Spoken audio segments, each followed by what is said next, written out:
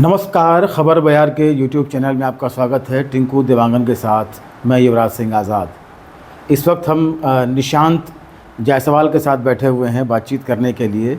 और ख़ास बात ये है, इस बातचीत का ख़ास पक्ष ये है कि निशांत केबीसी की हॉट सीट पर पहुंचकर वहां से गेम खेल कर आए हैं। और 18 नवंबर को वो उस एपिसोड का प्रसारण होगा जिसमें निशांत ने जो है हॉट सीट पर बैठकर अमिताभ बच्चन जी के सामने सवालों के जवाब दिए हैं और केबीसी का गेम खेला है। निशांत, सबसे पहले आपको बहुत सारी बधाई, बहुत सारी शुभकामनाएं कि आप इस लेवल तक पहुंचे हैं। आप रायगढ़ के ही हैं, कुछ अपने बारे में बताइए पहले। जी बहुत बहुत धन्यवाद और खबर बयार के दर्शकों को जोहार। मेरा नाम निशांत जायसवाल है और मैं रायगढ़ शहर का ही निवासी हूँ। मैं 31 साल का हूँ और जो मेरी पढ़ाई लिखाई है वो रायगढ़ शहर में ही हुई है। और मेरा ग्रेजुएशन है, इंजीनियरिंग की पढ़ाई है, वो बिलासपुर शहर से हुई है, जेके इंस्टीट्यूट ऑफ इंजीनियरिंग से।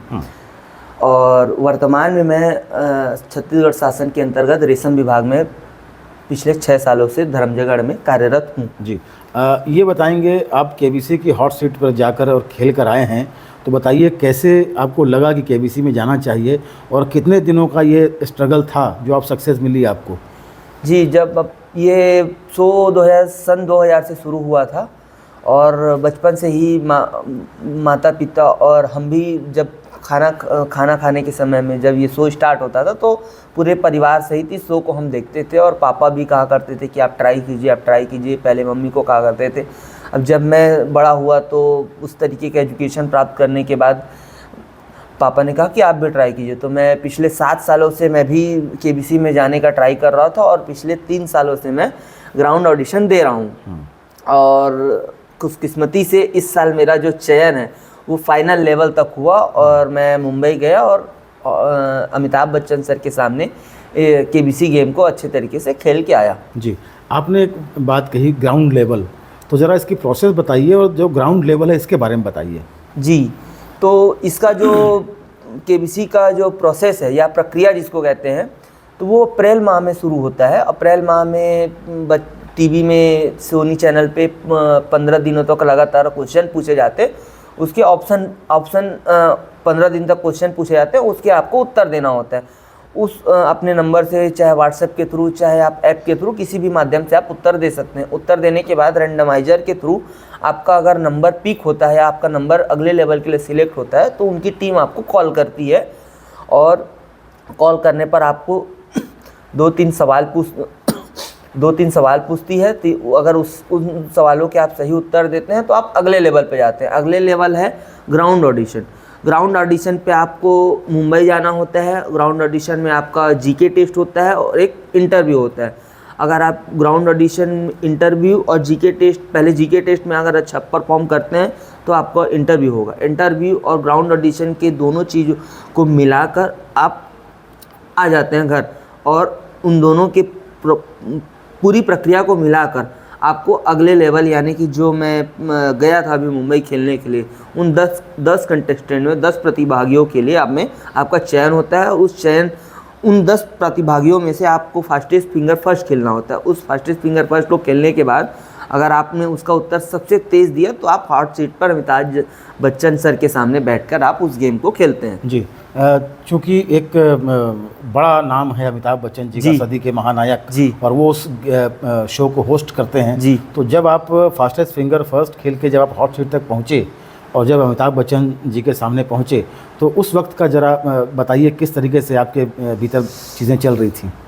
जी, जब मैं ग्राउंड ऑडिशन और पिछले कई वर्षों से अनवरत कोशिश कर रहा था कि मैं वहाँ तक पहुँचूँ। एक सपना था मेरा, कि एक पापा का भी सपना था और एक मेरा भी सपना था अलग से, कि मैं उस शो तक पहुँचूँ, अमिताभ बच्चन के सर के सामने बैठूँ। और जब मैंने हॉट सीट पे अपना सही उत्तर दिया, सबसे तेज़ उत्तर दिया, तो मेरी माता जी भी गई थी साथ में। वो भी काफ़ी इमोशनल हो गई और बच्चन सर ने खूब ताली बजाया और मेरा स्वागत किया। और उन्होंने पूछा जब आपको कैसा फील हो रहा है, तो प्रारंभ में मैं तो काफ़ी नर्वस फील कर रहा था और शून्य की ओर चला गया था कि कुछ समझ नहीं आ रहा था क्या करूं। फिर उन्होंने मेरे साथ बातचीत की और थोड़ा मैं कंफर्टेबल हुआ। उसके बाद उन्होंने काफ़ी हंसी मजाक किया मेरे साथ और मुझे पहले तो सहज किया। ये उनकी प्रोसेस है, इतने बड़े आर्टिस्ट हैं तो वो कंटेस्टेंट को जो है कितना सहज कर सकते हैं, सहज कर सकते हैं। हॉट सीट तक जो पहुंचा है जी। तो वो तो उनकी एक प्रक्रिया है जी। तो आगे किस तरीके से सफ़र शुरू हुआ फिर सवालों का? जी, तो जैसे ही मैं थोड़ा सा सहज हो गया, अमिताभ बच्चन ने जो प्रक्रिया का एक भाग है क्वेश्चन और आंसर करना, कि आप एक पहला क्वेश्चन पूछेंगे, उसके बाद दूसरा, तीसरा, ऐसे लेवल बढ़ते जाएंगे, तो वो उन्होंने क्वेश्चन पूछा और मैंने उसका आंसर करते गया। बीच बीच में आपके बैकग्राउंड के बारे में, आप क्या करते हैं, आप कहाँ जॉब करते हैं, आपकी परवरिश कैसी हुई, आपका जीवन कैसा रहा है, आपके घर में कौन कौन है, ये सारी चीज़ों के बारे में वो पूछते हैं। और थोड़ा माहौल गमगीन भी होता है, थोड़ा माहौल खुशनुमा भी होता है और ऑडियंस भी आपको, वहाँ जो जनता बैठी होती है वो आपको पूरी तरीके से सपोर्ट करती है और बच्चन सर और पूरी जनता चाहती है जिस भी तरीके से आपको सपोर्ट कर सकते हैं वो पूरी तरीके से सपोर्ट करते हैं, ताकि आप यहाँ अच्छे से अच्छा परफॉर्म करें, आप वहाँ नर्वस ना हो और ज़्यादा से ज़्यादा अमाउंट आप जीत पाएँ। जी, तो ये बताएंगे कहाँ तक पहुँच पाए, क्या कुछ उसको डिस्क्लोज करने का जी अभी कुछ बंदिश है क्या? नहीं, उसका तो बंदिश है सर कि मेरा जो शो है वो 18 नवंबर को सोनी टीवी पे रात 9 बजे मेरा शो ऑन एयर होगा, टेलीकास्ट होगा।